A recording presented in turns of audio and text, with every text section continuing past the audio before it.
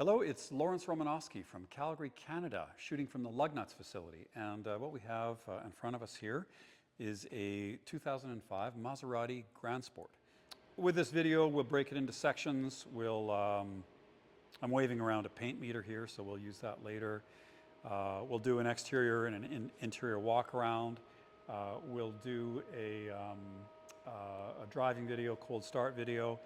I mean, there's questions that always come up with these cars, like, how much life is left in the clutch? I answer that right away. It's measured at 75%. Okay, so this car has covered about 100,000 kilometers. It is a US car, so I think it reads 59,000 miles and change. I would say that, to be fair, it shows even light wear commensurate with the mileage. It's about what you expect in terms of condition. In other words, it does have a few stone chips or some stone chips on the front hood. It does have some marks in the interior. It does have some scuffing on the alloys, a couple small pits in the windshield. But I would say there's nothing that stands out as damage or as any sort of a major flaw. But it's been used and driven 100,000 kilometers, and you can see the evidence of that. The GranSport is part of the Maserati Coupe Spider M138 designation, which was something of a renaissance for the Maserati brand. The 80s and 90s weren't particularly great decades for Maserati, with the B-Turbo and subsequent special editions of that car that were not known for their durability, engineering, or longevity. Kind of charismatic cars, but people have developed workarounds to keep them on the road and so on. But with this family, starting with the 3200 in the early 2000s, designed by Ital Design, Giorgetto Giugiaro, one of the great names in auto design, and then equally as important, I think, borrowing a bunch of technology from Ferrari, the engine and gearbox architecture, the major components. And then being twinned with the Ferrari dealer network. So that saw Maserati go from, hundreds of cars a year to thousands, 7, 8, 9, 10,000. And I think they even reached 25,000 cars a year. So, but it started with this M138. And again, the ingredients were a really beautiful Italian body, seating for 4. More of a Grand Tourer than the Ferrari. They took the Ferrari, for this one anyway, from I think 2004. They replaced the earlier 3.2 twin turbo engine with a normally aspirated V8, 4.3 liter V8. This was taken from Ferrari, shared with the F430. There were some fundamental differences between those engines. The Ferrari was tuned for more top-end power. It had a different arrangement of the crankshaft, a flat plane crank, which made it sound really sort of gruff and angry all the time, but had a bit of a freer breathing at higher RPMs. The Maserati had a more traditional cross-plane crank that gave it a more sort of melodious engine note and more low-end torque. So it was basically the same block and heads, but just the relationship of the crank and the firing order changed to give a more docile, more torquey engine. But also, in most people's opinion, mine included, sounds a lot better. Horsepower was originally 390, raised 10 to 400 for the GranSport. And I think the 430 had 490. So it gave up some top-end power for basically some low-end torque. And then it took the Graziano gearbox, automated manual single clutch gearbox from the Ferrari, which they started with the 355 and in the 430. And so they adopted that automated manual gearbox as well, which Maserati then branded the Cambio Corsa, which just means race gearbox. Okay, the suspension was really hefty, aluminum, double wishbones on 4 corners, big bore exhaust pipe, different from the GranSport with a little bit more freer breathing, with a bypass in the exhaust, so you get that characteristic bark at startup. But then you have 2 modes where it can be a little bit quieter, or full-on, Italian. So we have that, and then a high-quality interior with Italian leather, Italian embossing. So the whole package was, a really great car. It won awards for Grand Tour of the Year when it came out.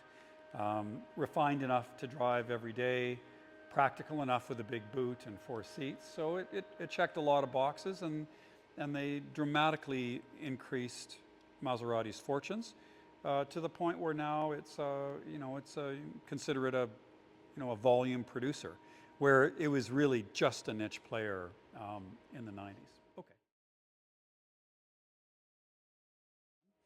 So we can start with the hood, and we do have some stone chips, and you can get a shot of those, light gravel rash. This car looks like it was registered in Texas last, or Texas first anyway. And so this is measuring in micrometers or micrometers, and the 112 is 0.112 of a millimeter, so that is 1/10 of a millimeter. That is factory paint depth. We're looking for usually something in the ones somewhere, low to mid to high ones. So that is, I will call that for factory paint depth on the hood. And again, these numbers jump around a little bit just because the way the paint is laid down, and we're talking very small amounts. So I'm getting 130s, 140s, that's a 120, 137, 148, 193, 163. Okay, so I'm confident that the bonnet on this car, which I believe is ferrous, okay, so it's steel, has never been replaced. The front bumper cover, also has, a few chips in it as well, and we can see that, although it's plastic, so the paint meter won't work on that. It just works on aluminum and steel. We'll go to the front fender here, and I've got 188, 173, 221, 190, 177. So I would say it could be original, or it could have a bit of clear blending. It's not repainted though. Repainting generally is in the 3s and the 4s, but sometimes if an adjacent panel has been painted, then it's blended, and we can get maybe an extra coat of clear, which would explain, I think I saw a reading here in the high 100s. But with a low volume car, I actually can't be certain. It could very well be original, but it would tell me to look on the adjacent panel, and if this is higher, it's in the 2s, but not over 2s, 185 and 2. So that's inconclusive. Let's go to the rear, 225, 223, 241, 289, 419. Okay, so there has been, I would say, some repainting done in this panel, and I would say it's probably blended the side of the car, and that explains why that's a 4 and that those are 2s, and it has basically just clear from mid-panel on, and I don't see any place where, any lines where I can tell fresh paint from clear on it. You know, we don't have crystal balls, so I can't tell you exactly what happened, but what we're looking for is just signs of improperly repaired paintwork. You're looking for 1,000 or something like that. You're looking for big differences that tell you that something is not done properly. You know, most cars about 100,000 kilometers have had something happen to them.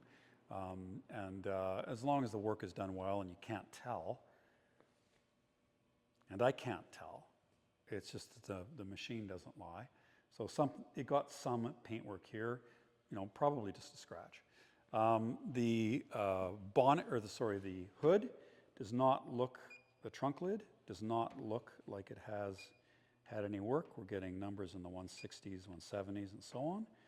So I'm going to call that for original, at least original paint. I'm not going to guarantee that it hadn't had maybe some extra clear on it from blending, but I do not believe that has been repainted.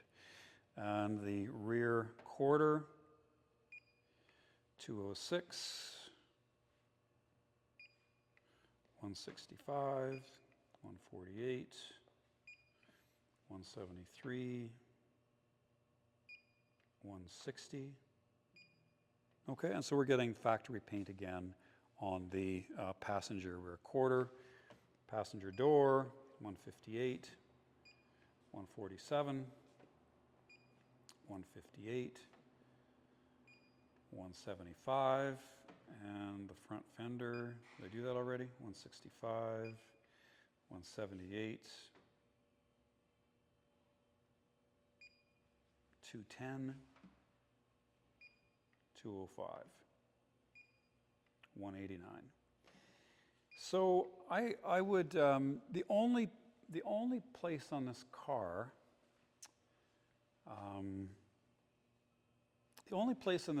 that shows the depth consistent with a repaint is a little bit of this corner back here.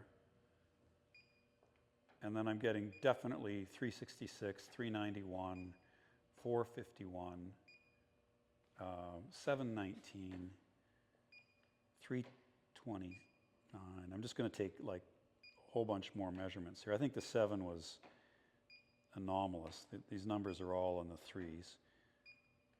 394, 364, 320, 352, 324, 343, 332, 391, 382. So we have numbers consistent with paint being blown in this corner. We have other areas in the car that are blended. You know, it's common for cars that you know, they can have the clear coat that starts to oxidize and then get, you know, a panel resprayed with clear coat.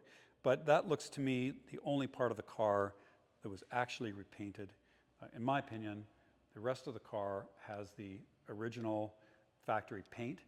If not, it might have an extra layer of clear or blending on some panels. So that's what my interpretation of the paint meter results is. Okay, so with that, we'll go and take a closer look at the body panels of the car. We can look down the sides and look for door dings. I don't see any. There's no scratches. Again, there's the odd stone chip, but I don't see any real marks or flaws, dents in the driver's side of the car. We'll look at the passenger side. And I don't see anything. I mean, get a look at it from the rear.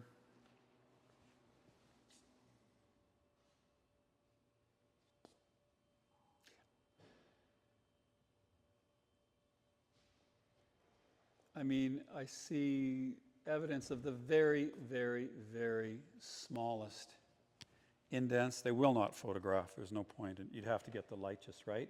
So there's some, I mean, almost not worth mentioning, but I'm mentioning it. If I look at it really closely, I can see a couple small, very small indents in this door. Like I said, too small to photograph or put on the video. I don't think you'll get that. You have to get the light exactly right to see them. It's not even wouldn't even be worth trying to fix, just because they really aren't. They just really aren't that noticeable. But they are there, and I will call that. Driver's side's clean. I don't see anything. Okay. We can look at the bumpers. If they're going to get scraped up, it'll be in the corners. I don't see anything there. Sometimes, if you're loading golf clubs or something in the car, you can get the rear bumper cover gouged. I don't see anything there. The sills look good. We can get a close look at the front spoiler. And yeah, I mean, you're just going to see that a little bit of scraping on the bottom edge, but there's no cracks and there's no sort of broken clips anywhere. I mean, sometimes if the bumper's impacted, it can be loose, or the gaps are too large or whatever, and the clips behind the bumper are broken, and so we don't see any of that. So it's got a little bit of scuffing on the leading edge, as you'd expect a low spoiler car with 100,000 kilometers. Okay, the headlights, we can see a little bit of clouding from the headlamp covers. That may come out with some wet sanding or not. I don't really know. It'd be fairly aggressive treatment to get rid of it, but it's minor on both headlights. And other than that, in terms of body work, I think I've called everything fairly on it. We can go to the wheels. Now, these are not the stock Maserati wheels. These are Formula Dynamic wheels. And we also have aftermarket brakes on this as well. They're Formula Dynamic brakes. So somebody at some point bought a wheel tire brake kit with the car. The tires are on the front are 235 19s, and they have a date code of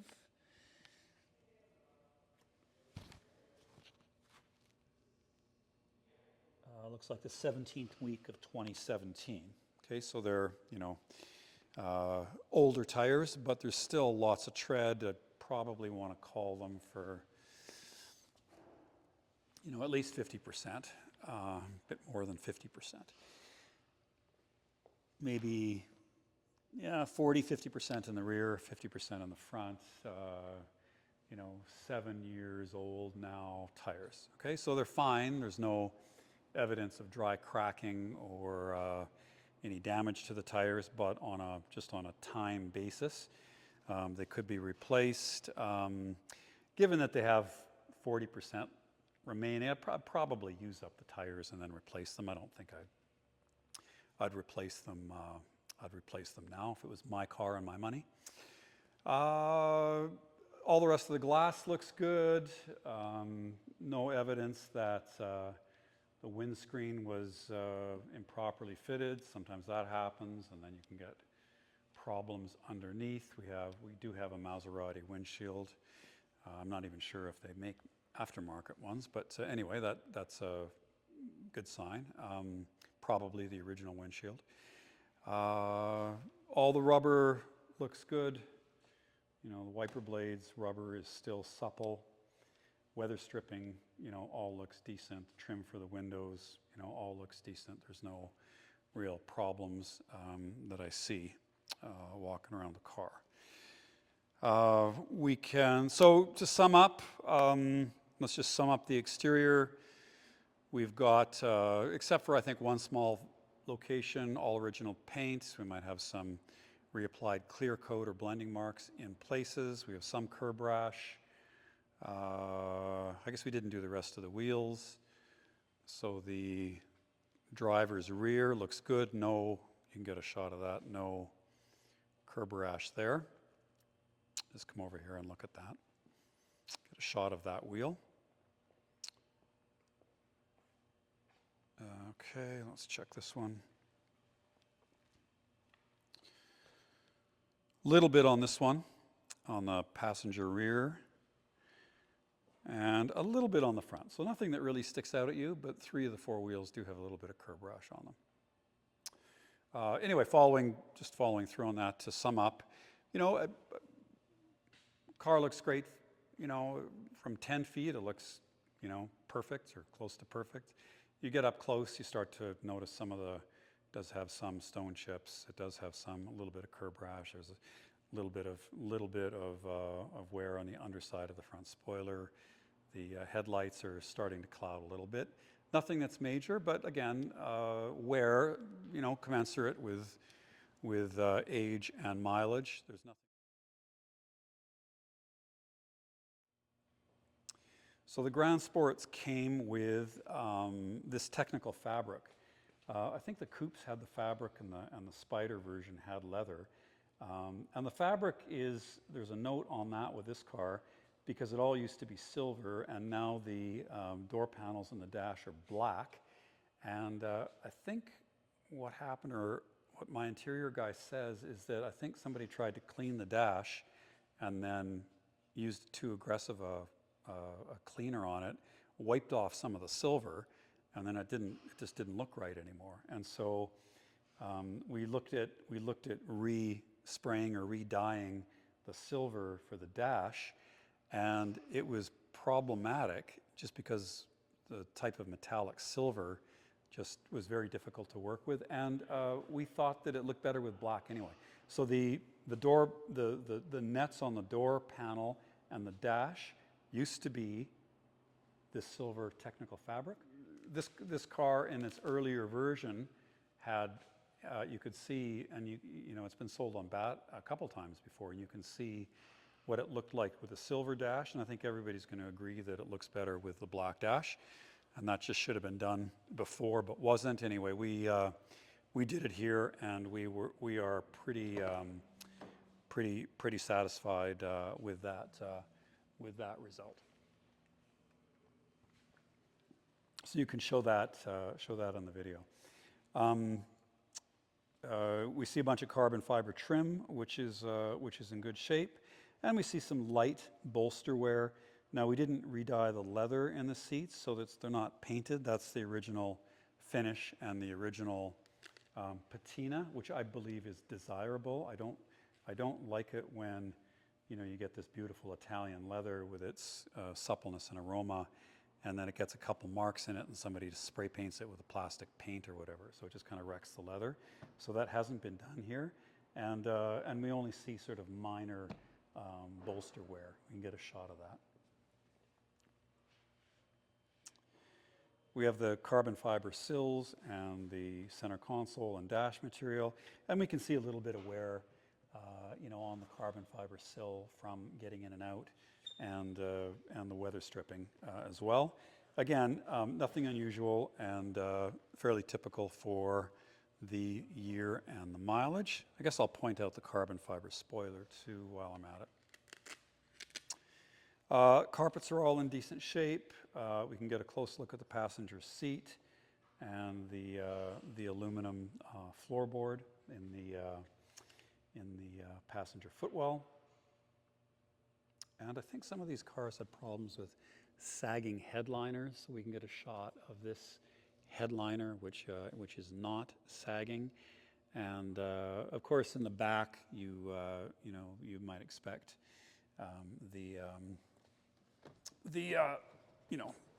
back seats to look good, because of course there's not too many people who ever sat back there.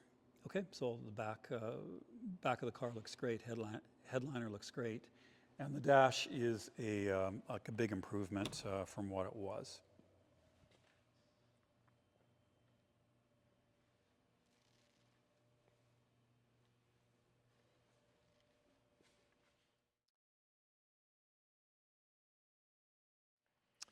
Let's go under the hood.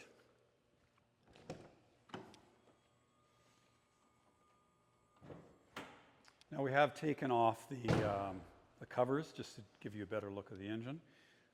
And those, of course, will be put back on and are shown in the photographs. The hydraulic struts work well, and actually I'm not sure the engine covers do this car any favor because it's such a gorgeous engine. Beautiful crackle finish on the intake manifold and the Ferrari-esque red crackle finish on the valve covers. We don't see any leaks. There's no evidence of cracked plastic or improper routing of any hoses or wires or modifications, spliced wiring, degraded wiring. It all looks good. I don't know that I could fault the engine compartment. The hood pad still looks good. Sometimes they, if they're driven in hot weather, the fabric can deteriorate, so we don't see that here. And and then of course there's no evidence that any fenders were replaced or bumper cover. All the fasteners look correct. Brackets are all look correct to me. All the fasteners match. No evidence that anybody's been in here really, and it all looks good and factory to me. Okay, so there's nothing exceptional. This is of course a U.S. car originally, and then it's going to have the U.S. DOT and EPA stickers on it.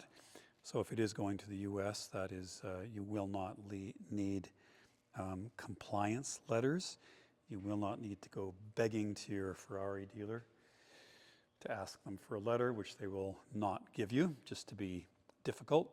It's a U.S. car, so you don't need the letter, so it can just go straight back into the U.S.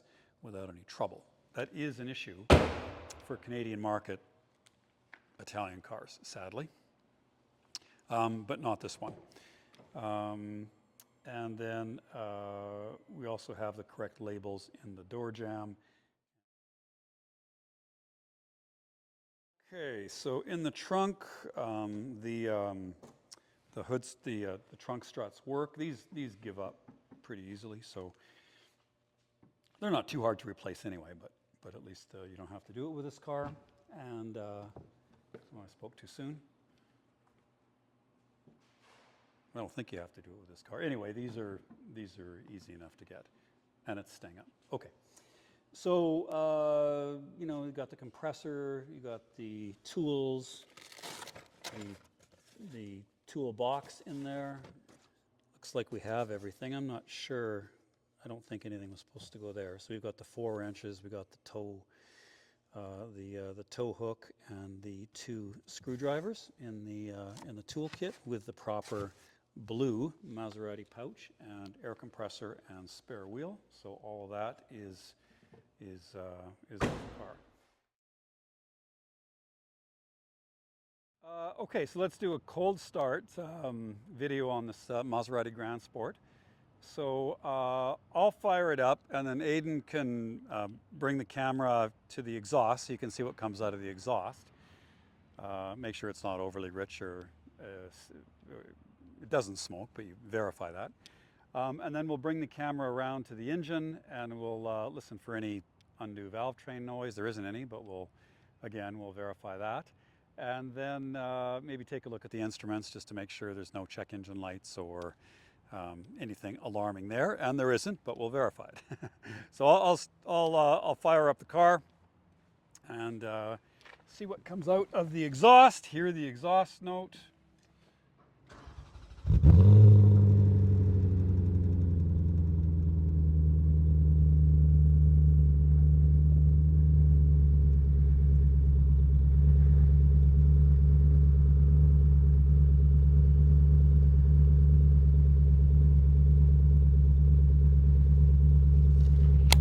So this is one of the really great exhaust notes out there. It's a lot more melodious than the same engine with the flat plane crank and the 430, which just sounds pretty angry. So we'll give you a dose of that, and I'll give this to Aidan, and then I'll just rev the engine.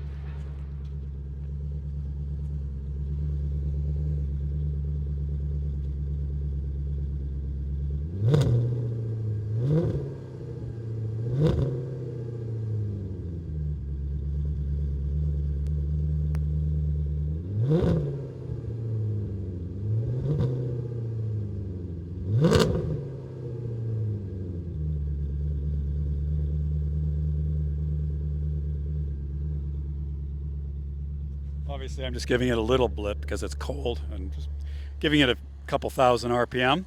But if we go around to the front of the engine now, We'll listen to the left and right bank of the cylinder heads.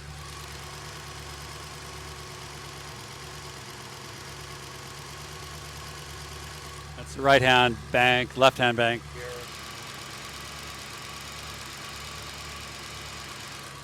Front of the engine here.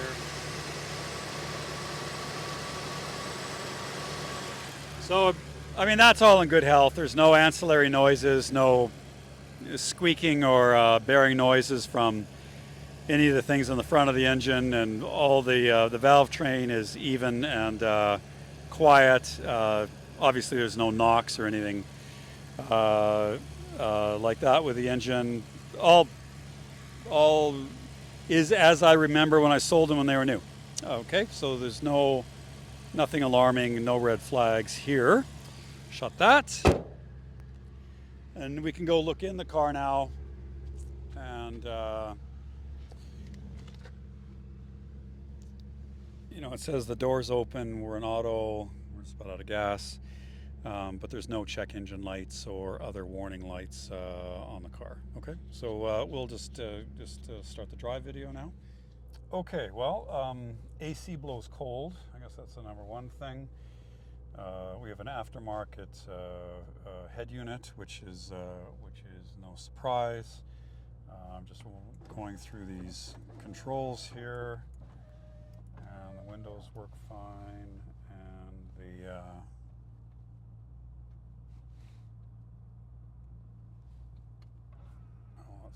folds the mirrors, so that works fine.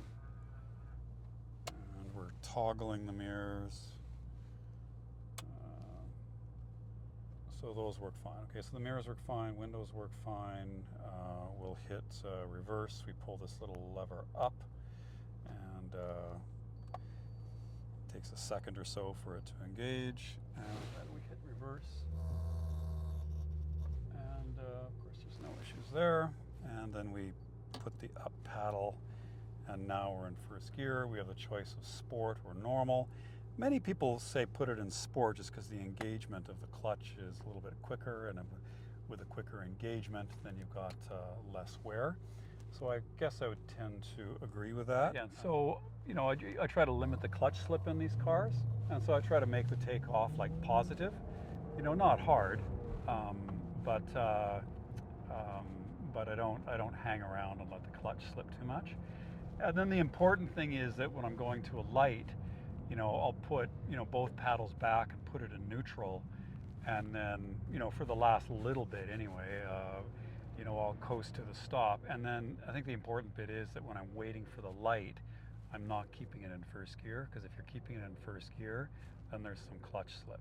So if I'm stopped, just as you would if you had like a traditional 3-pedal car, you wouldn't leave it in first gear, where you press the clutch in, or you'd put it in neutral. So with this car, the way you do that is you just use the both paddles, press them both back, and then put it in neutral. So that, I think that's probably the most important thing, because if you're in stop and go traffic a lot and you just leave it in first gear, you will be using up the clutch needlessly. The steering, it tracks straight ahead. It brakes properly. Okay, it's not pulling to one side. Engine revs cleanly. There's no stuttering. And you know, overall the car behaves itself. Hopefully it won't run out of gas. Shifts are positive. There's no dragging for the gearbox. Again, this automated manual gearbox is behaving itself exactly the way that I remember them. Like I said, when I sold these cars new. Again, the engine has lots of torque, so even though I get it down to 1500 RPM or so, you know, it pulls very strongly from that. And this engine, you know, although it revs to 7500, you know, you never have to take it that high to get adequate performance. With 400 horsepower,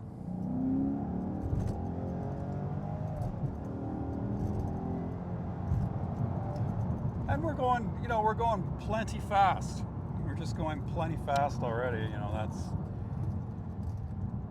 you know, 120 kilometers an hour or whatever, not even trying, not even using all the revs. So, you know, we're going to try to not attract undue attention to ourselves. So I hope that was sufficient. You know, I realize it's not a Top Gear video, but the purpose of it is just to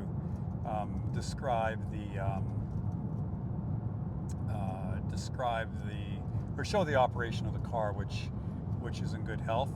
Keen-eyed observers will notice the absence of a rear view mirror, which we're just putting back on. So please ignore that. That'll be properly fastened at the time of delivery.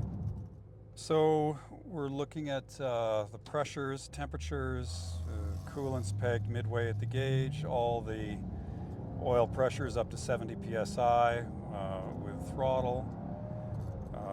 The car is charging normally, so all the gauges show all the needles are where they are they're supposed to be, as I guess you'd expect, but pleased to verify that. And the clock even works, so I saw it. The car manages to be, you know, really sharp on the front end, but not darty, and you know, it handles nicely, especially for a big car, big 4-place car. And I think it has a nice compromise between ride and handling, and it's still comfortable, and you know, it doesn't beat you up. And you know, again, with the engine that's really torquey, you know, you can drive it sedately, just on, you know, low revs, you know, when you're not in the mood. But then the engine really comes alive at high RPMs. So with that, I will conclude this driving video on the 2005 Maserati GranSport M138. And you know, this is a nice car with lots of life in it. It's a great driver, and it's going to be a great car for somebody. So thank you very much, and we'll go to the conclusion of the video. Okay, so if you've made it this far, thanks for your attention on it. I hope the video has been informative. To sum up, we have, I think, a neat car. You know, we have a car that in Canada was $180,000, and now really is, you know, a tiny fraction of that used. It has 100,000 kilometers. It's been driven, you know, well, what is it? You know, almost 20 years old with 100,000 kilometers. So, you know, less than 5,000 kilometers a year. Which is enough to keep everything lubricated and fresh. So, you know, there could be ultra low kilometer examples of this car, but then those cars have their own problems. There's many people who will say, get one with some miles on them.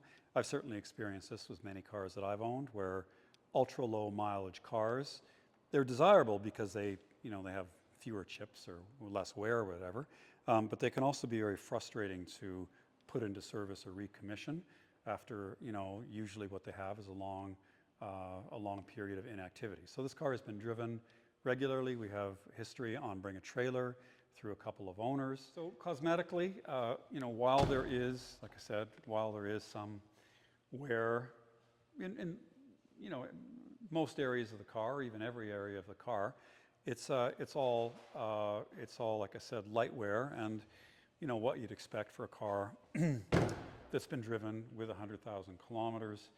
And you know, as long as you're not expecting like a show car and you're going to drive it, you know, the car presents well, and you know, it doesn't have any, you know, evidence of, you know, any serious damage or any other sort of red flags that I can see. We have aftermarket wheels and tires, which look great, and the brake rotors are quite a bit bigger than the originals, which they look stock, but they're quite a bit bigger. So I think that's a worthwhile improvement. There were a couple of things that didn't work with it. The central locking, I don't think works. So unknown on that. I haven't tried to fix it. It could be the key, could be something as similar has a battery with the key. It appears to lock. It locks all the doors all right. Unlocks the car all right. So I think it's just the transmitter and the key that's not working. The car seems to know what to do. Anyway, there's something going on with the key that we can disclose. Other than that, when we look under the car, we can see bypasses for the cats. That's something else we can disclose. At some point, the cats were hollowed out, and there was a bypass fitted so the check engine light doesn't go on, so that we can disclose. We have aftermarket wheels and tires, wheels and brakes, which is, I think, a good thing on this car. So we can disclose that. And I think that's it. I'm not aware of anything else that doesn't work. It has, light wear commensurate with its year on mileage. There's nothing about it that strikes out, that calls out as damage or, a material flaw. We have, just about all original paint, only, in my opinion, a small amount that was blown in on the driver's side corner. Drives nice, engine's healthy. We've got the cats, which are expensive. A solution for that has the cats emptied out and a bypass valve, which works. And I think this car, as long as you appreciate the fact that it's a driver and not a queen, it's not a concours car. But if you want the experience of a 400 horsepower Italian V8 4-place coupe for not a lot of money, this car really deserves some consideration. So with that, Lromanosky from Calgary, Canada, shooting from the Lugnuts facility. Please like and subscribe.